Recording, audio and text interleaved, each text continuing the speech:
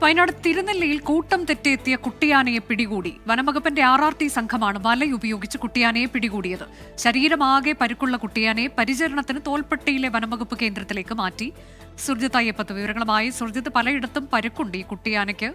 തോൽപ്പെട്ടിയിൽ എത്തിച്ചോ ആനയെ? എങ്ങനെയാണ് അതിന്റെ തുടർ ചികിത്സകളൊക്കെ?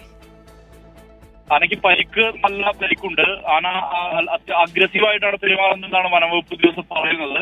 നല്ല പരിക്കേറ്റിട്ടുണ്ട്. പക്ഷേ അതിന്റെ മുറിവിൽ മരുന്നെല്ലാം വെച്ച് കിട്ടിയിട്ടുണ്ട്. ഇനി അടുത്ത നടപടി എന്തെന്നുള്ള തരത്തിലുള്ള ആലോചനയാണ് വനംവകുപ്പ് ഇപ്പോൾ നടത്തിക്കൊണ്ടിരിക്കുന്നത്. തോൽപ്പെട്ടിയിൽ തന്നെയാണ് ആന ഇപ്പോൾ ഉള്ളത്. നല്ല പരിക്ക് ഏറ്റിട്ടുണ്ട്. അതായത് ഏതോ വന്യമൃഗം ആക്രമിച്ചെന്നാണ് കരുതുന്നത്. ഒരു വയസ്സ് പ്രായമുള്ള കുട്ടിയാനയാണ് എന്നാണ് വനംവകുപ്പ് ഉദ്യോഗസ്ഥർ പറയുന്നത്. DFO മാർട്ടിൻ ലോലുമായി നാം സംസാരിച്ചു. അദ്ദേഹം പറയുന്നത് 1 വയസ്സ് പ്രായമുണ്ട്. പക്ഷേ ഇനി തിരിച്ച് തലയാനയ്ക്ക് അടുത്തേക്ക് വിട്ടാൽ അതിനെ സ്വീകരിക്കാൻ സാധ്യതയില്ല എന്നുള്ളതാണ് പറയുന്നത്. അങ്ങനെയാണ് ആനകളുടെ രീതി എന്നാണ് വനംവകുപ്പ് ഉദ്യോഗസ്ഥർ തന്നെ വ്യക്തമാക്കുന്നത്.